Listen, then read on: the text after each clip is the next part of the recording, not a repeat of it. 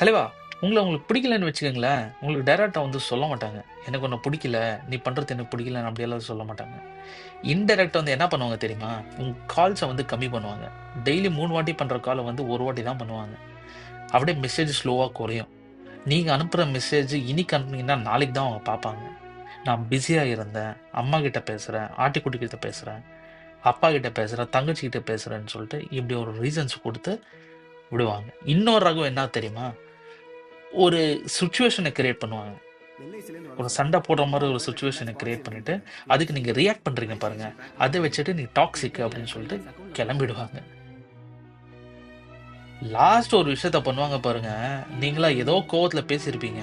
அந்த இத எடுத்துக்கின்னு, "நீ ரொம்ப டாக்ஸிக். உன்னால எ ரிலேஷன்ஷிப்ப மேனேஜ் பண்ண முடியாதுன்னு" சொல்லிட்டு ஒரு இது பண்ணிட்டு போவாங்க.